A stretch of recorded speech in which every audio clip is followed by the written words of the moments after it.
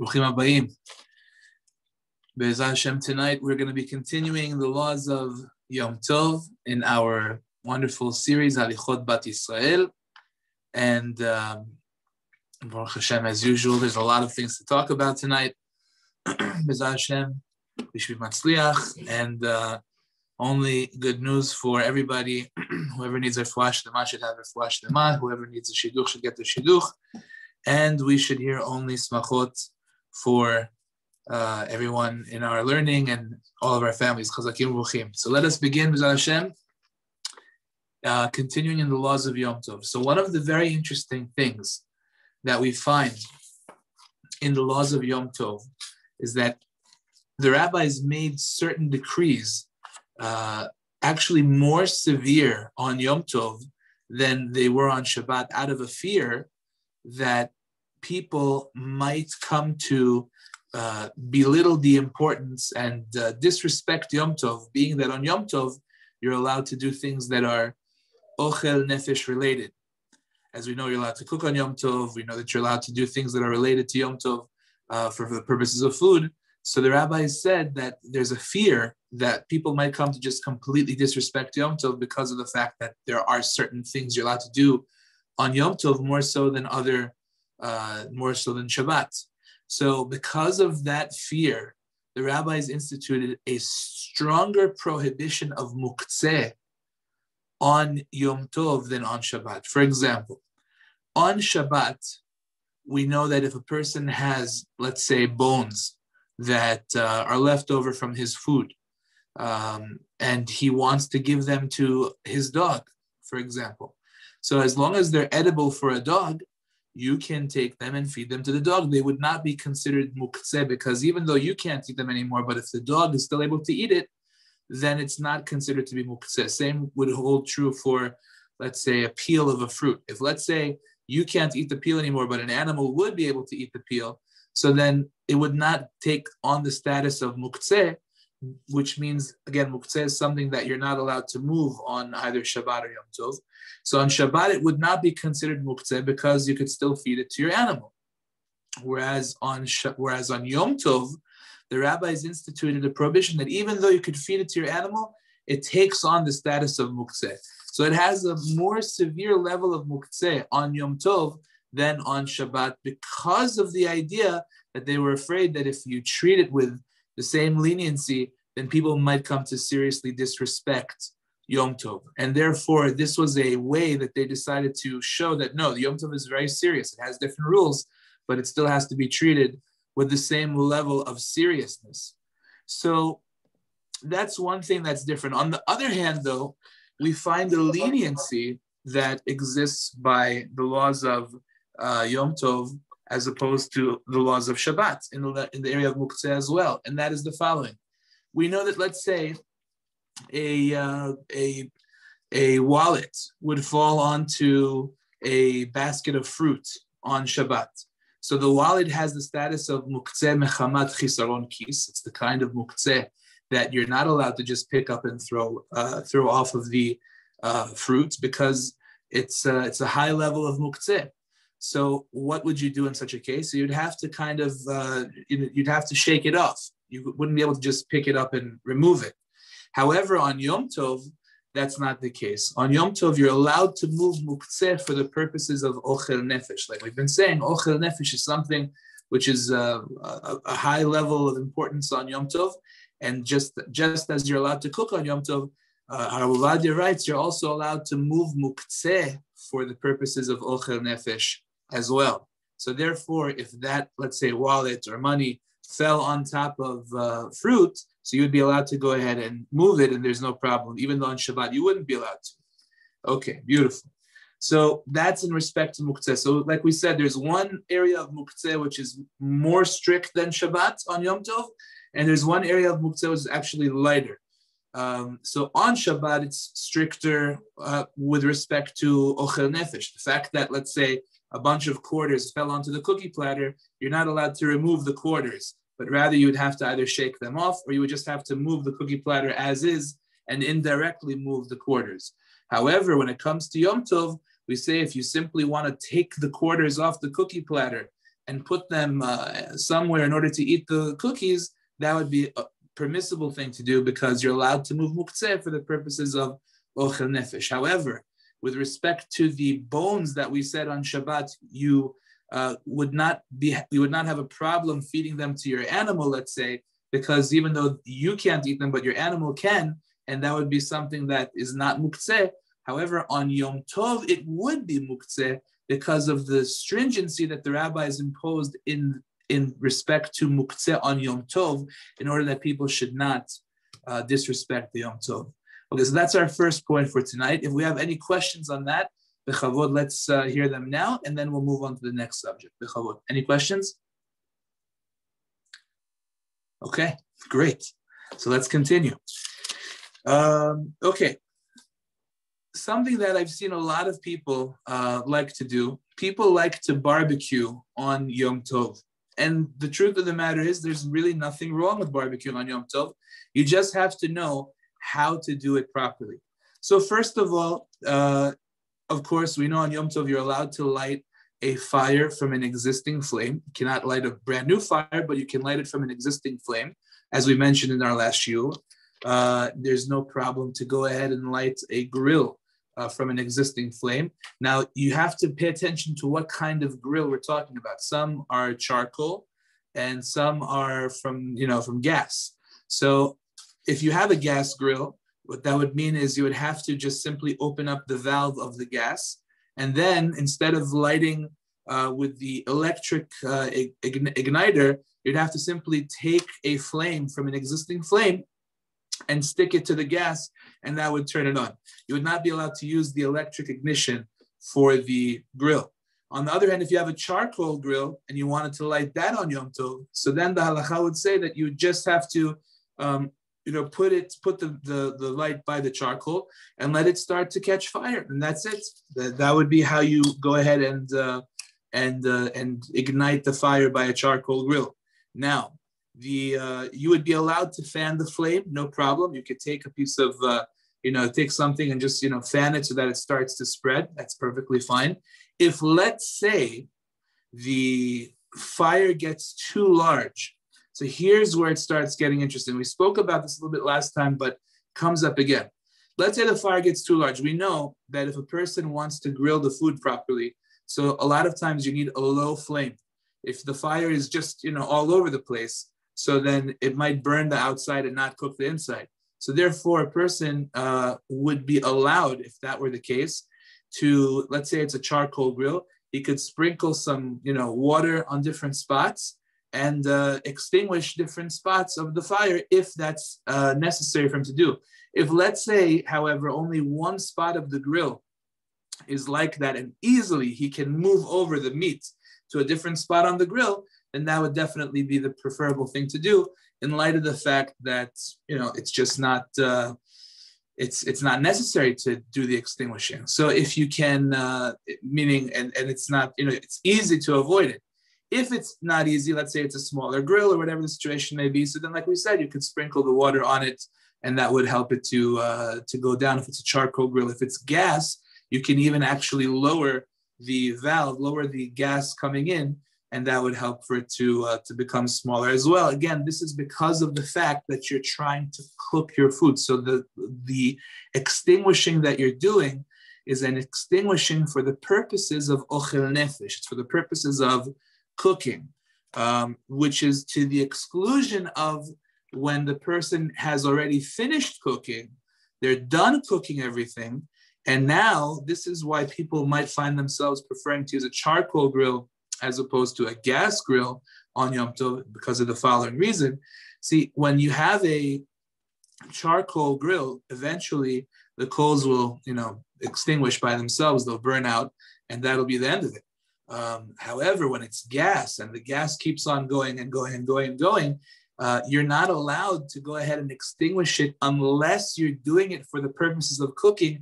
And in this case, when you're done cooking, you cannot claim that you're turning it off in order to cook. So that would be a forbidden act of extinguishing on Yom Tov. Because remember, the extinguishing is only permissible for the sake of the cooking. But if you're not cooking, so then it would not be permissible. So that's an important point to to bear in mind, that extinguishing only has a permissibility when it relates to cooking. There are certain melachot like that they only have permissibility when they relate to cooking. So that's something that we have to bear in mind as well. So therefore, if you have a charcoal grill and you want to barbecue on Yom Tov, so no problem. You can barbecue on Yom Tov. You just have to do it in the permissible way. You can even add some lighter fluid. Remember, it has to start off from an existing flame. You could fan it. You could put lighter fluid on it, no problem. However, you have to make sure that when you're done cooking, you do not go and extinguish the fire. That you're not allowed to do. You're even allowed to put meat directly on coals, which is an interesting thing the Gemara already talks about, if you want to. The fact that some of the coals would be getting extinguished, the Gemara says is not a problem, because that's for the purposes of cooking. So therefore, it's okay. But if you're done cooking, then you're not allowed to extinguish the flame. So that's an important point that you have to watch out for. Okay. Any questions on that before we move on? Okay, great. Just one more point about that. You could move a coal. Let's say that you see that on one side of the grill, there's not as much fire. You can move one coal from one side to the other. You can move one coal. If let's say there's another guy with a grill, you could move it to that guy's grill. It's okay. The fact that it might get extinguished, you're not trying to extinguish it, and it might not even happen. So therefore, it would be what's called, as we've learned in the past, davar she'eino mitkaven. It's something you don't have in mind to do, and it's not necessarily going to happen either. So therefore, if it does happen, then it's okay. Like we've talked about in the past, the idea that a person is allowed to walk on grass on Shabbat, although he might come to uproot some of it. But the reason that that's okay is because since he doesn't have it in mind to happen, so then even if it does happen, we don't view it that was his intention, because it wasn't necessarily going to happen and he wasn't interested in it. So therefore, it's considered to be permissible to do. Same thing over here. This guy's taking out a coal from his barbecue and he's putting it in another guy's barbecue while it's on fire. So hopefully it stays on fire till it gets there, and he's being gentle with it. And if it doesn't, it wasn't necessarily going to happen and he didn't intend for it to happen. So therefore, it's permissible. Okay, great. I have a quick question. Okay. Does that mean that we are always allowed to lower the flame when we cook on Yom Tov, even if it's on the stove? If it's on, you mean a gas stove? Yes. Yeah. So if you're trying to cook and it's something that needs a lower flame, so then you would be allowed to lower the flame. Yes. But of course not to put it out. Right. You cannot put out the flame. Correct. Yeah. Right. Thank you. Okay, beautiful. Okay. Let's talk about a couple of other very important subjects. Okay. So we know that on Shabbat, the same rule applies. You're allowed to feed on Shabbat only animals that are yours, that you're required to feed. You're not allowed to feed on Shabbat animals that are not under your, that you don't own. So you can feed on Shabbat any animal that you own. So that would include fish, let's say in a fish tank, your dogs, your pets, you could feed them. But you're not supposed to be feeding on Shabbat animals that don't belong to you. The same holds true for Yom Tov. That's exactly the same rule on Yom Tov. So for that reason, I know that some Ashkenazim, they throw bread to the fish on Rosh Hashanah. By the Sfaradim, that's not done, because we hold that it's not allowed to be done on Yom Tov. The truth of the matter is that the source for this actually is a Magen Avraham, one of the greatest Ashkenazi poskim who ever existed. He's the one who says you can't do that on Shabbat, and so too for Yom Tov. So it's ironic that their minhag is to do it while we don't. But anyway, the idea is that we stay away from that on Yom Tov and Shabbat as well, of course. Okay. Now, with respect to what is it that we are allowed to ask Goyim to do for us on Yom Tov or Shabbat? So if you remember, when it comes to Shabbat, we learned in the past that the Torah says that you're not allowed to do melacha yourself on Shabbat, but it also says kol melacha lo ye'aseh bahem, that melacha shall not be done by them. when it says be done, it sounds like even if you're not doing it, but it's being done some other way, it shouldn't happen. And from there, the rabbis learn the reference is to non-Jews doing melacha for you. Of course, this is rabbinic. It doesn't say in the Torah that you can't ask a non-Jew, but there's a reference to the concept. We don't want people's Shabbat going down the drain by them, instead of not doing work, they just have goyim do work for them all Shabbat long. So that, of course, the rabbi said is asur to command them to do melacha for us on Shabbat, and it's also asur to enjoy and to benefit from the melacha that they do for us on Shabbat, even if we did not command them to do it. So it's two different prohibitions, instructing and benefiting, like we've learned in the past. So now the point is that the same holds true for Yom Tov. The only big difference between the two is the following. If you remember, we learned in the laws of Shabbat that there's something called a shavut, dishvut, bimkom mitzvah, or bimkom tzorech gadol, bimkom choli ktsat. We learned that there's a concept in halacha called a rabbinic ordinance on top of a rabbinic ordinance when there's a great need. Meaning like this: you yourself cannot ask the goy, let's say, to go on Shabbat and turn on the light for you in your room. That's not allowed. Why? Because to turn on a light in the room is a Torah prohibition, in which you're not allowed to do. So the rabbis made a rule: you can't ask a goy to turn on a light for you in the room. Okay, fine. That's the rule. Why? Because, like we said, they didn't want you going and asking goyim to do for you everything that you can't do on Shabbat. Okay, fine. However, on Yom Tov, there's a little bit of a difference between the melachot that are being done on Yom Tov versus the melachot that are being done on Shabbat. What's the difference? The difference, if you remember, we learned last time that most of the melachot that we have, or many of them rather, on Yom Tov are only rabbinically forbidden. Like, for example, we had asked the question, why on Yom Tov are you not allowed to go to a tree and pluck an apple off of the tree? As we know, ochel nefesh is of primary importance in the laws of Yom Tov, so there should be no reason why you can't go to a tree and take an apple off of the tree. It's ochel nefesh, it's for the purpose of eating food. So we had answered based on the Rambam that the reason is because even though you're right, the Torah would say it's fine to do that on Yom Tov, no issue. However, the sages stepped in and said, although the Torah would allow it, but we don't allow it to be done because people will then go ahead and spend their whole day in their orchards taking apples off the trees or harvesting their grains, things that take up the whole day. And we know the purpose of Yom Tov is to learn. So for that reason, for learning Torah, being with the family, spirituality, not just harvesting your field. So therefore, people's Yom Tov would go down the drain. So they forbade those types of activities. Also, for example, lighting a fire, we said, is only rabbinically prohibited on Yom Tov. As we know, on Shabbat, it doesn't make a difference whether you light a fire from an existing flame or from a flame that didn't exist. I mean, it's the same thing. It doesn't matter. The fact that it was existing, it doesn't make any difference. We said the only reason on Yom Tov you're not allowed to do it was because the rabbis wanted us to take care of things that could have been taken care of ahead of time before Yom Tov. They should have been taken care of ahead of time and not on Yom Tov itself. So that's why we don't light fires on Shabbat from a brand new flame. Instead, what we do is we light from an existing flame, because that existing flame really should have been there, should have been taken care of ahead of time. So, but really, to light that flame, even if we do it from scratch on Yom Tov, is only rabbinic. Now, why does that make a difference?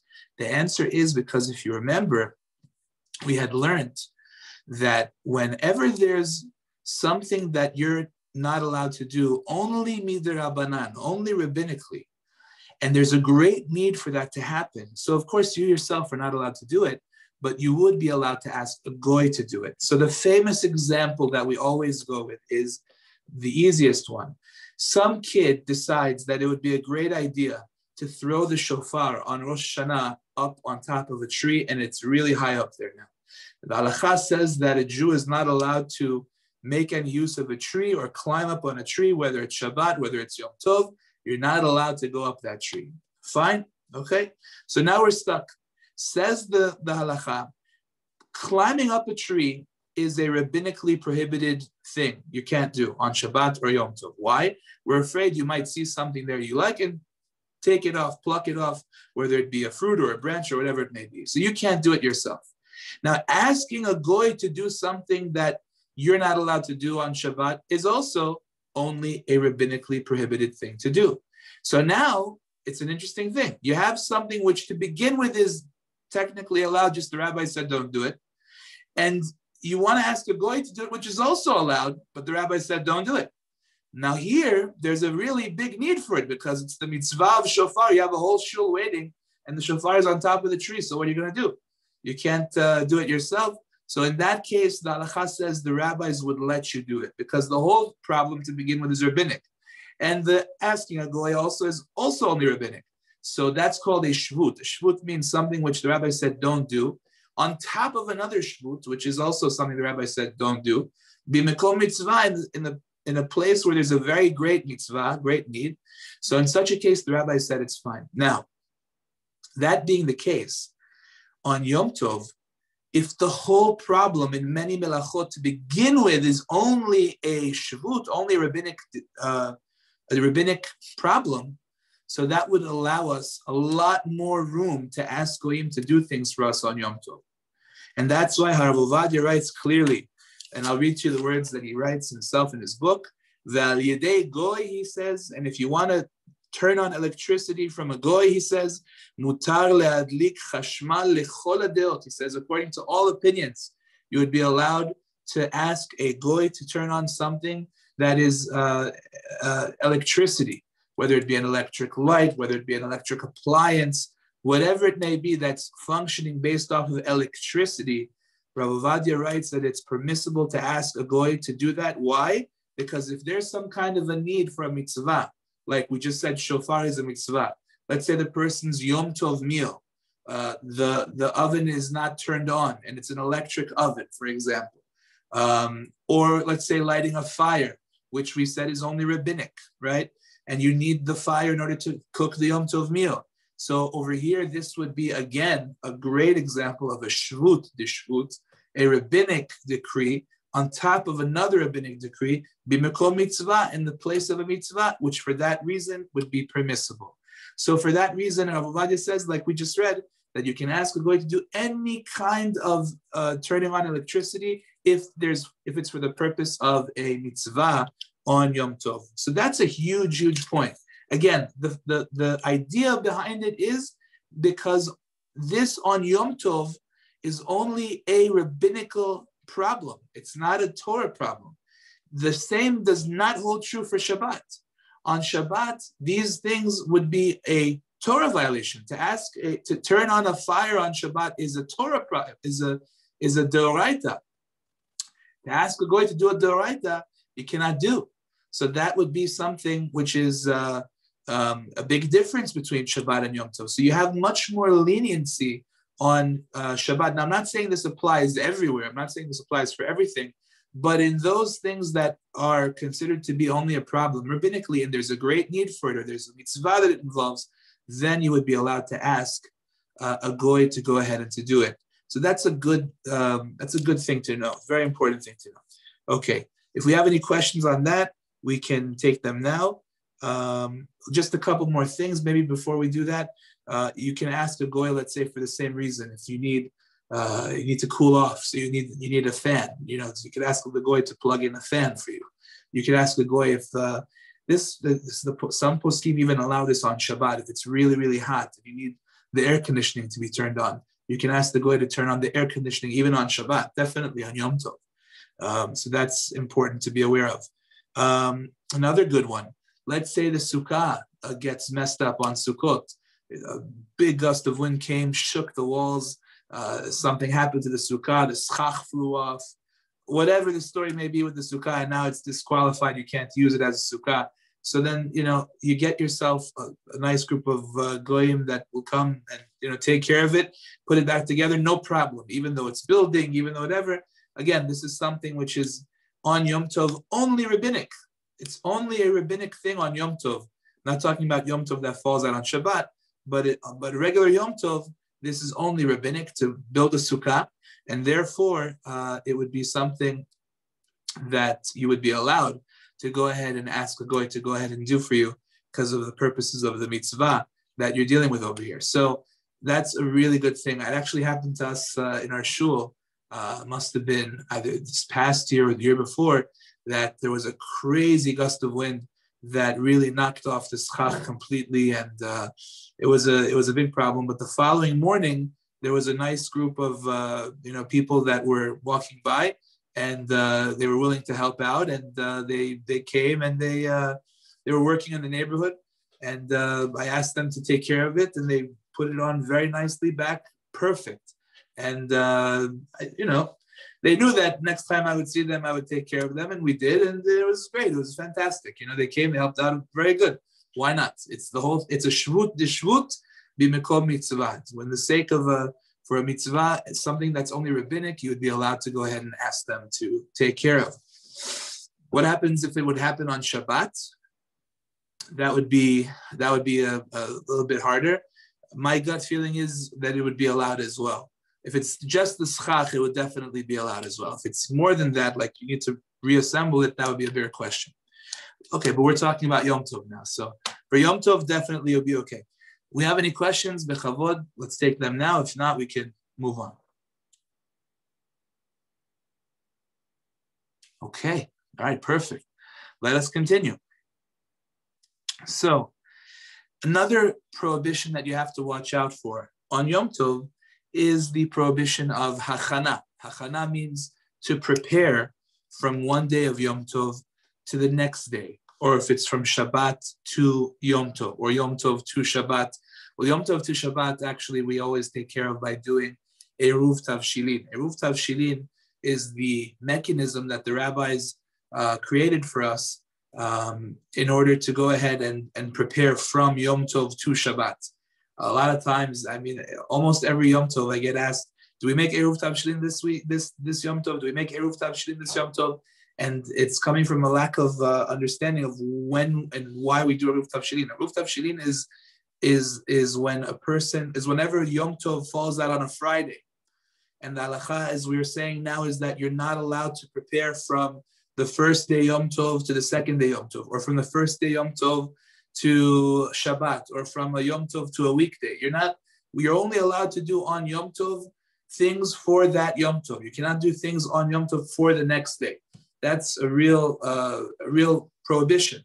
So when Yom Tov falls out on a Friday, what ends up happening is that you have this big problem that you need to prepare for Shabbat before Shabbat, because you can't prepare on Shabbat, right? It's forbidden.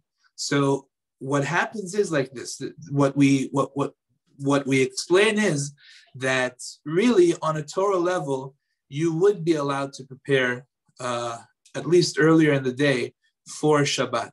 However, like we said, this rabbinic prohibition stepped in and said, don't do it. So the same rabbinic prohibition that says not to do it tells you, but if you make Eruv Tavshilin, which means that you take bread and you take some other cooked food and you put it together and you say, well, from now I'm preparing my meal for Shabbat ready from now.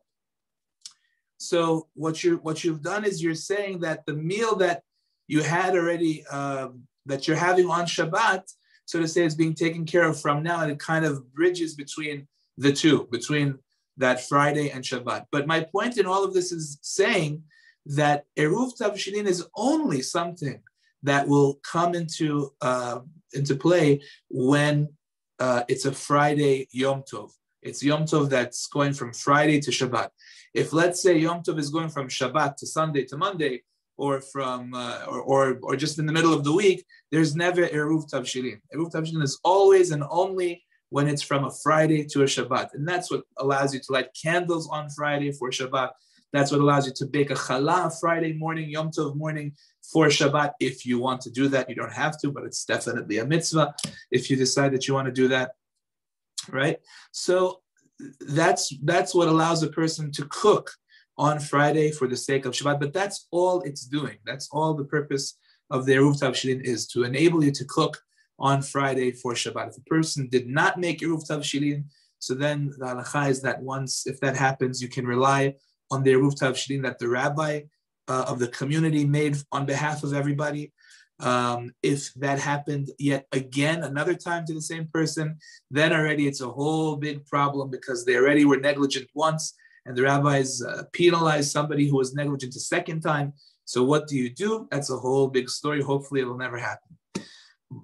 Okay, so let's, but that's just to explain when Eruv Tavshilin comes into play. It's not always, it's just when it's a Friday going into Shabbat. So what happens when it's a Yom Tov, right? Let's say regular 2-day Yom Tov outside of Israel, we have 2 days. So let's say it's a Sunday, Monday Yom Tov, for example. So on Sunday, you're not allowed to prepare for the Sunday night meal. So that would mean, let's say you finished eating on Sunday afternoon, the Yom Tov meal.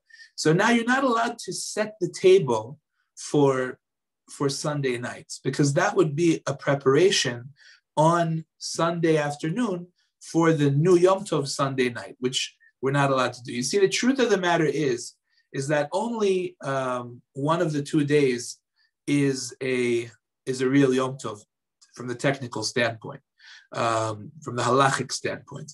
If it were true, which it is true, that the first day is the real day, then in essence what you're doing is you're setting up Sunday afternoon for a weeknight, which is considered to be a very big disgrace for the Yom Tov.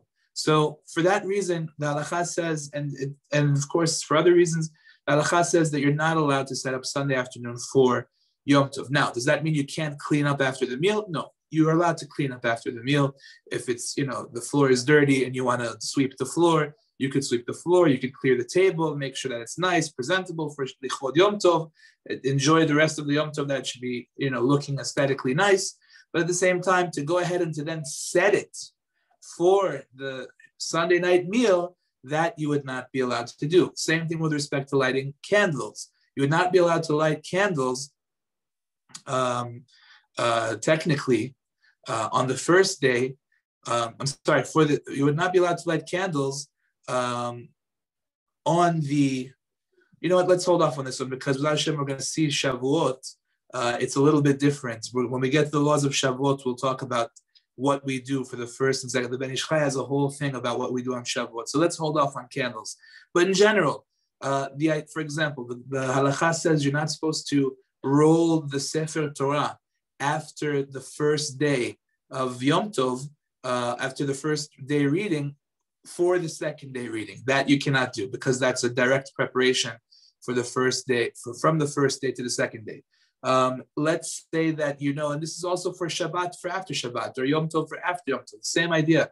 Let's say that that you don't have wine for Havdalah, and you need wine, so you go to your neighbor's house, that she has wine. So you go, maybe about an hour before Yom Tov is over, and you go get wine. Why are you going to get wine now? Oh, I'm getting wine in order to have for Havdalah. That's preparation for after Yom Tov. That you cannot do. That's a clear preparation. So that is something that would be a violation of this halakha. You should not do that. On the other hand, there are certain things that might seem like they are a preparation, but they're not, and are halachically permissible. For example, let's say that it's going to be very hard to heat up the food on the second night if you take it out of the freezer at the second night, meaning right after you light candles the second night, you go ahead and you take out the food from the freezer and it's totally frozen. So now, until it defrosts and until you heat it up in the oven, it's going to be it might take you an hour now. So can you defrost it on the first day Yom Tov so that it defrosts the whole time? So then by the time nighttime comes around, you put it in the oven and it'll heat up in 20 minutes. So the halakha says in that case, you would be allowed to. And the interesting reason for that is because the idea of hachana is only when the hachana that you do finishes the job, meaning you rolled the Sefer Torah from the first day reading for the second day reading. When you finished it, you finished the whole hachana. It's over. It's done. You brought the wine over Motzei for Motzei Yom Tov on Yom Tov. The job is finished. It's over. However, when you take a frozen object out of the freezer and that frozen object is still totally frozen 5, 10, 15 minutes later, it takes a long time for it to defrost. So being that that's the case, you haven't accomplished what you're looking to do for quite some time until afterwards. So therefore, the action of simply relocating it outside of the freezer did not finish the job, and therefore it's something which is not considered to be a violation of hachana, because part of the criteria of the hachana problem is when the act that you did actually finishes the job for you, which in the case of taking something out of the freezer doesn't. And so too, if let's say you wanted to put some bottles of water or soda into the refrigerator for after Shabbat or after Yom Tov, that too would not be something that's a violation of this halacha, because the mere act of putting it into the fridge didn't finish the job. It didn't get you what you're looking for right away. So that's something that's okay, provided, and this is one point not to forget, this is all provided that it's done with enough time during the day that it's not clearly being done for after the Chag. So for example, if a person defrosts something like 30, 40 minutes before sunset, it's clear what he's doing. He's defrosting it now for after the Chag, because right now he already finished his meals for Yom Tov. He's not about to eat anything anymore. He's stuffed to the gills. This is clearly for after Yom Tov, so that's not allowed. When it's clearly for after Yom Tov, that's a disrespect to the Yom Tov that he's in right now, and therefore he can't do that. So that's one important caveat to what we're saying. So you would be allowed to defrost something earlier in the day, but not later in the day. Now, this is also important to note. If it's on Shabbat, let's say, and it's a totally frozen item, that totally frozen item might have the status of muktzeh, which is another point. Like, for example, raw meat, right? Where on Shabbat, there's nothing to do with raw meat. I mean, it's frozen raw meat also. Many poskim hold that would be a problem of muktzeh. So therefore, that would be something that you would not be allowed to defrost on Shabbat. But if, let's say, it's the first day Yom Tov, so then, like we said, you're allowed to, of course, cook raw meat on Yom Tov, like we've been saying. So it wouldn't get the status of muktzeh. You'd be allowed to go ahead and to take it out. Okay. Hope that was clear. If we have any questions, bechavod, now's a great time to ask. And if not, we'll move on. Well, aren't you allowed to cook that day for that day? Yes. So if I wanted to get the chicken out from the freezer that day to cook it for that day, would that be okay? Sure. Okay. Sure. On Yom Tov, we're saying. Yeah, on Yom Tov, of course. So yeah, the chidush that we're saying is that even if you wanted to take it out of the freezer to cook it at night, it would still be okay. Okay. That's the point, that even at night it would be okay. Because what you did, the act of simply taking it out of the freezer did not finish the job. It's still totally frozen. It still has a long way to go. So therefore, it's not considered to be a full act of preparation. Like, for example, let's say that Shmini Atzeret, you want to eat everything already. Simchat Torah, you want to eat everything inside of the house. This is another example that the poskim talk about. We know Shmini Atzeret, outside of Israel, we still eat in the sukkah, right? So that's because the Shmini Atzeret might actually be the seventh day of Sukkot, which we still have to eat in the sukkah. However, Simchat Torah, which is already after Shmini Atzeret, according to, there's no way that's still Sukkot. So therefore, we don't eat in the sukkah anymore. We eat inside the house. So on Shmini Atzeret, to go ahead and to take your tables and chairs from the sukkah and bring them inside and set them up would be a problem.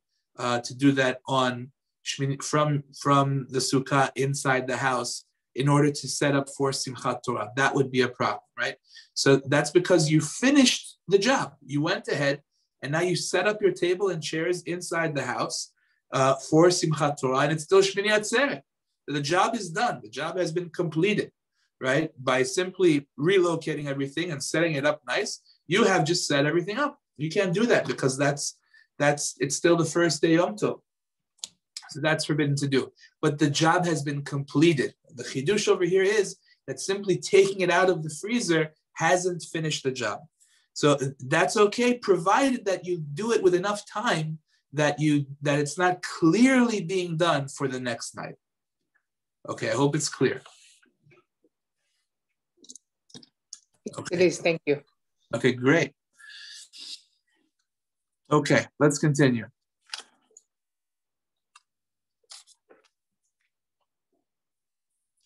So now the next question is going to be, well, can you ask a goy to do hachana for you? Can you ask the goy to go ahead and prepare? So we said that things that are rabbinic, you can ask a goy to do something that's rabbinically forbidden for the sake of a mitzvah.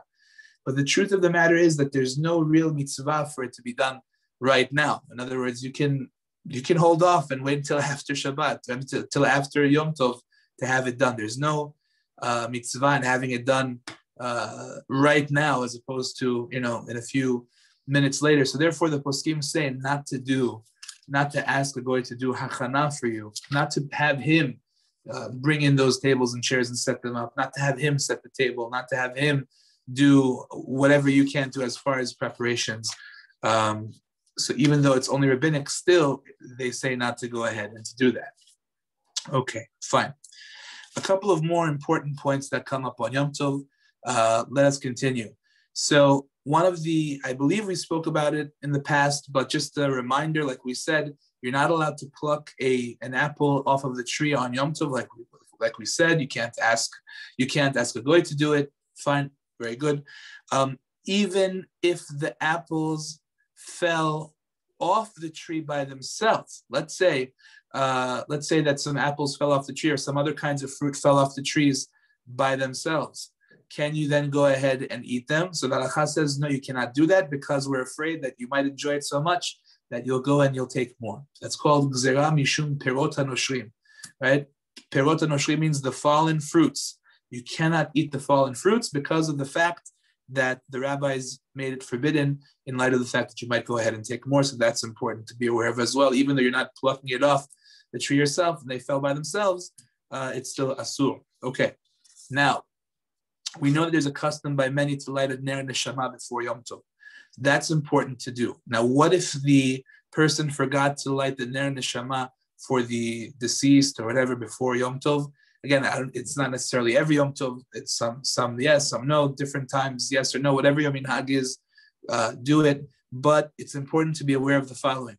If, let's say, you forgot to light a ner neshama before Yom Tov, so now there's a whole to-do about whether you can do it on Yom Tov itself. Why? Because remember that the melachot that we're allowed to do on Yom Tov are only if they are needed, only if they give you some kind of a benefit. So like we said, if you go ahead and you light a fire in order to have light, in order to have heat, in order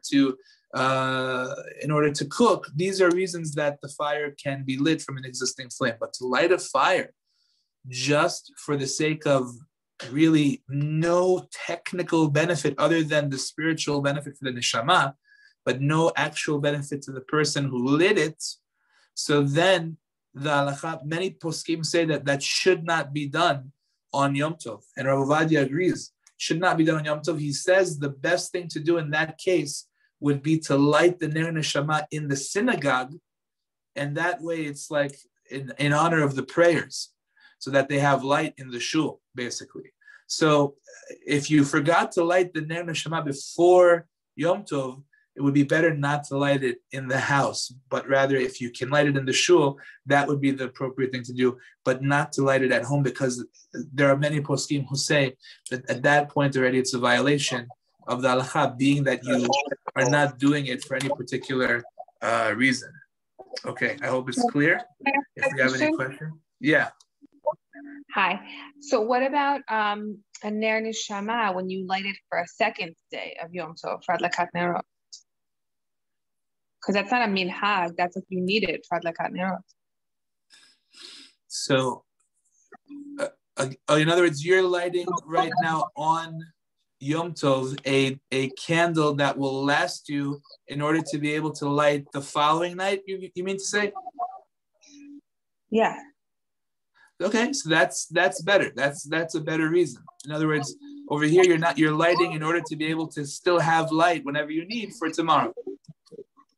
Okay, so that's better. Like Right, for like Hadlakat Nerot, you need it sometimes. Right.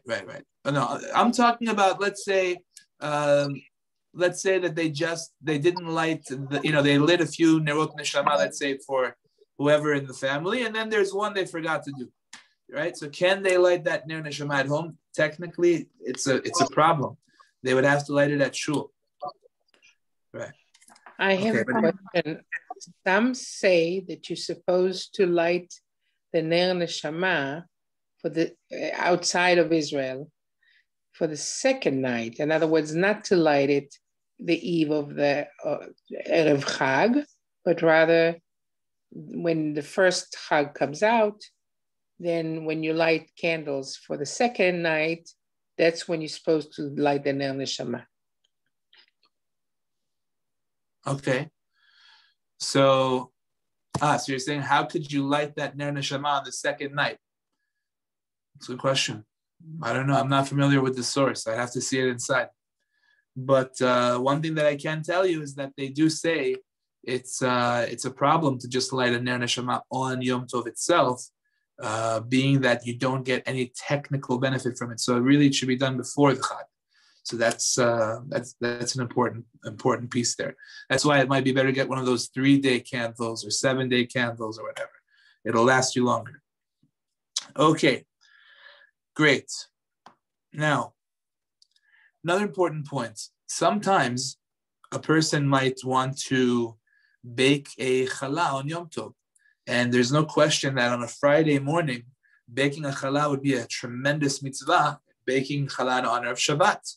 If somebody can do that, that's fantastic.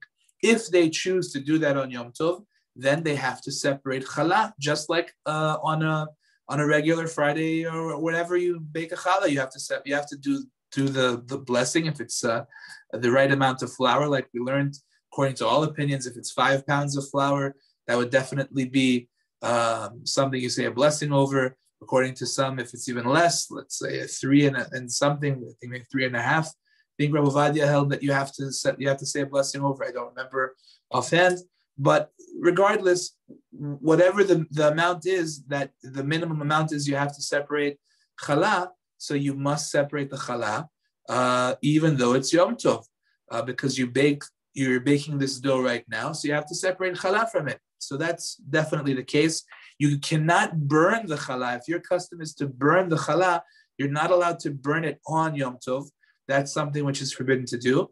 If your custom is to throw it in the garbage, double bag it, wrap it dispose of it in a honorary way, so that you can do on Yom Tov. But if you want to burn it, then you have to wait till after Yom Tov, and then you can burn it. But you cannot burn it on Yom Tov itself. Now, what if let's say you baked chalot, and you did not separate challah from your chalot? So then already the halacha says that you're not allowed to separate challah on Yom Tov. You're not allowed to separate trumot and maasrot on Yom Tov. For example, let's say you find yourself in Israel. You're in a place where you don't know that they separate truma and maaser from their fruits and vegetables. So then you would not be allowed to separate truma and maaser on Yom Tov or on Shabbat. That's something that is not done on those days. It's considered to be an act of fixing, because beforehand you weren't allowed to have it, and now you are allowed to have it because you fixed it. So therefore the rabbis said that is asur to do on Yom Tov. It has to be done ahead of time. So that's important to be aware of as well. We also mentioned that carrying on Yom Tov is something which is permissible because of the fact that you can carry food. So since it's related to food, it's even permissible for things that are not food related. So if a person needs to carry any kind of book, any kind of stroller, a baby, whatever it may be, you can carry that on Yom Tov, no problem. However, you shouldn't, if you're not in a place where there's an eruv, then you shouldn't carry something that you have no use for whatsoever. So for example, if let's say you're in Brooklyn where there's no eruv, for example. So then if you're carrying stuff on the bottom of your stroller that you have nothing to do with, for example, it's not like, let's say you might need a diaper, you might need wipes or whatever, things that you might need are fine. But let's say it's stuff that has nothing to do with what you might need. certain things that just have nothing to do, you will not need them at all. So then you should not carry them, because although you are allowed to carry things that you need, but you cannot carry things that you do not need. Now, if you have an eruv where you are, then it really doesn't matter anyway, because anyway you could carry. It's not considered carrying; it's all surrounded by tzurat petach, by the strings and everything. So therefore, it's okay. So that's just an important point. So let's say you want to carry keys that have no use for you whatsoever. So that should not be done, because those are keys that you cannot do anything with, and therefore you shouldn't carry them. Again, when there is no eruv. If there is an eruv, then it's fine. Okay, just a couple of more points that I wanted to make, Bez Hashem, and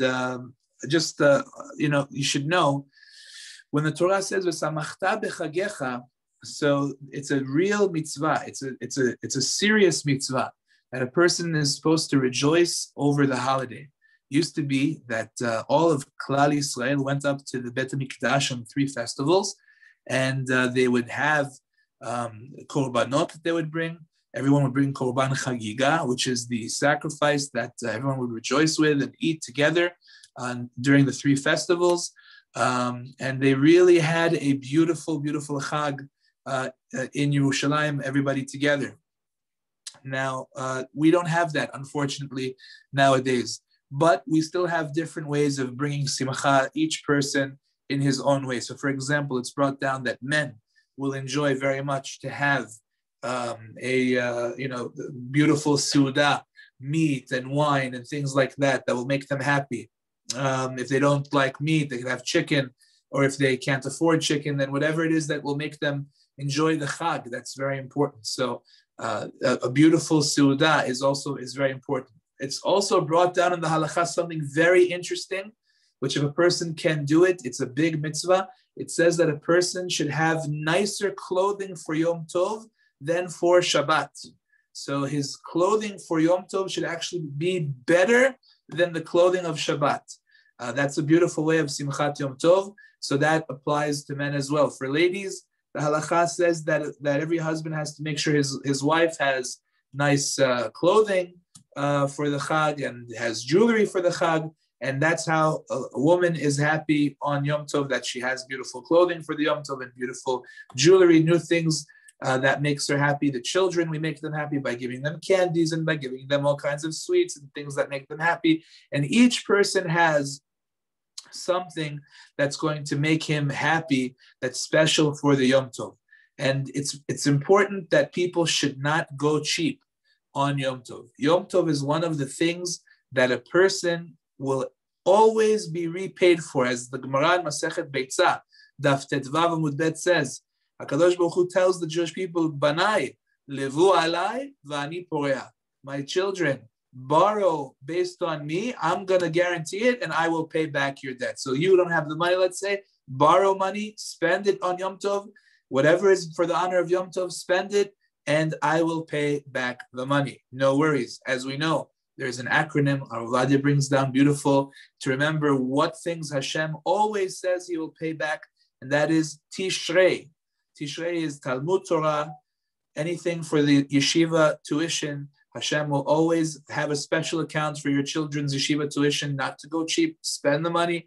Shabbat, Taf Shin is Shabbat, money for Shabbat is always going to be paid back. Reish is Rosh Chodesh. Even a person who spends money on Rosh Chodesh, in honor of Rosh Chodesh having extra for Rosh Chodesh, Hashem pays back the money that was spent on that. And last but not least, of course, is Yom Tov, Yud. So you have Talmud Torah, Shabbat, Rosh Chodesh, and Yud is Yom Tov.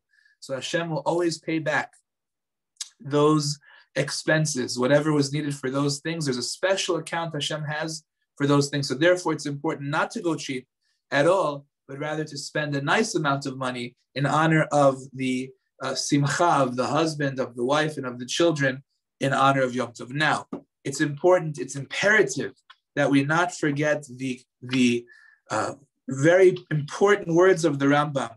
The Rambam says something which is very important. The Rambam says the following.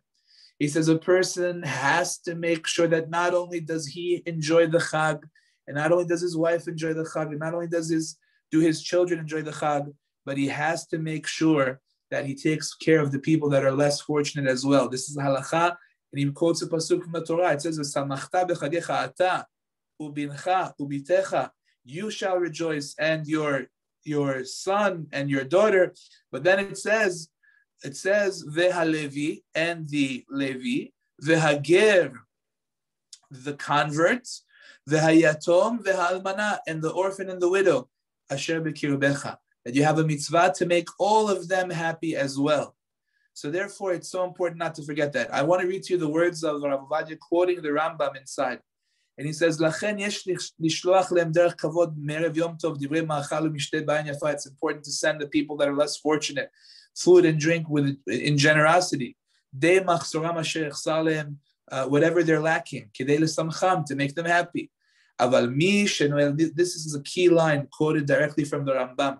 Mi shenoel daltot beito, somebody who locks the doors of his home.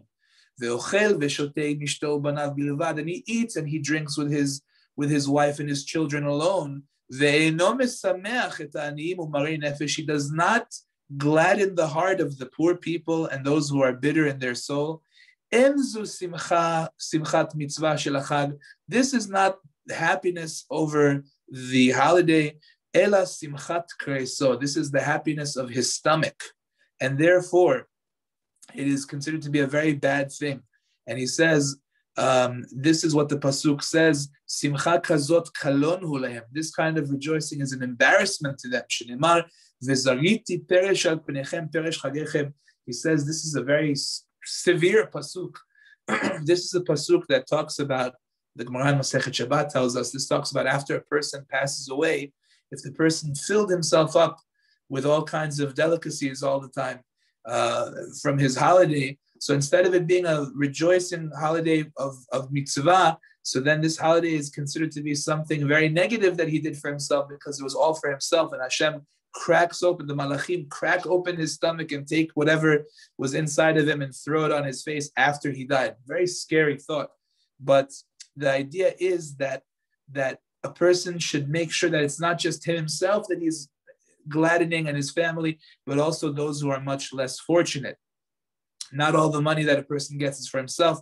It's in order to share with others as well. And when Hashem sees that he's responsible with that money, then Hashem will give him more to keep on doing those wonderful things that he's doing.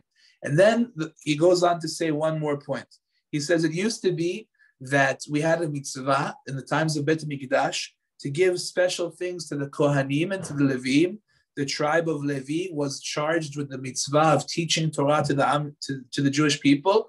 It says, "Yoru mishpatecha leYaakov v'toratcha leYisrael," that the tribe of Levi was the one that was given that obligation to teach Am Yisrael. And unfortunately, we don't have that. We don't have that nowadays. So who do we have the obligation to make happy? He says, Rav Ovadia writes on Daf Tzaditet of his Chazon Ovadia Halichot YomTov, he says the following: "Ubazman hazeh," these times, sheba'avunot harabim betela avodat mikdash, we don't have the service of the temple. Mitzvah lesameach baregel, it's a mitzvah nowadays to make happy before the holidays. Et havrechim shelomdim Torah yom v'layla, the Torah students, the students that are learning Torah day and night. Umurim horaot liYisrael, those that give over Torah to Am Yisrael. Shehem b'makom haKohanim haLevim, they are in place of what we used to have as the Kohanim and the Levim. So there's a special mitzvah to give to those people before the holiday to make them happy. And it says, therefore, that because they are like the people that are serving in Bet Mikdash, so they are instead of the Kohanim and the Levim, and there's a special mitzvah to make them happy as well for the holiday for all the three regalim. So that's a very important mitzvah to keep in mind. Now I want to expand on that just a little bit more. It's not just people that need financially. It's also people, like we said, there's on the list over there is a woman, she's an almana. Of course, the idea is financially she needs help too, because she doesn't have somebody supporting her. Let's say that's her situation. But there's no question that there are people that are, like he said, marei nefesh, people that they need a place for Yom Tov. They don't have where to go. They don't have family. They don't have people that are taking them in. They don't have a community. There are lots of times people that simply are in a state where they don't have a simchat Yom Tov, not because they don't have money. Maybe they might have money, but they might not have who to spend it with. They might not have any family. They might not have any, they might have a hard situation at home. The woman might be divorced. The husband might be divorced, whatever the situation may be. And you know that by inviting them over or by maybe giving them something before the Chag, you can cheer them up and give them simchat Yom Tov. That's a huge mitzvah as well. Very important to think about those points too. Would like to share with you just one more point that I think is important to know before we probably call it a night. One more point about Yom Tov Sheni, which we didn't really talk much about, but I want to share this with you. On Yom Tov Sheni, there's a big leniency that exists in the halakha, and that is the following: if God forbid somebody dies on Yom Tov, so we know that the first day Yom Tov and the second day Yom Tov outside of Israel, we treat them exactly the same. We don't deviate one bit. Second day Yom Tov equals first day Yom Tov 100%. 100%. We don't mess with the second day Yom Tov. It's the same exact thing as the first day Yom Tov. That's true. But there's one area where we do treat it differently. And that's if, God forbid, somebody died on either the first day of Yom Tov or the second day of Yom Tov. The halakha says that a burial may take place on the second day of Yom Tov, which means that they can take the body and they can actually do the burial on the second day of Yom Tov.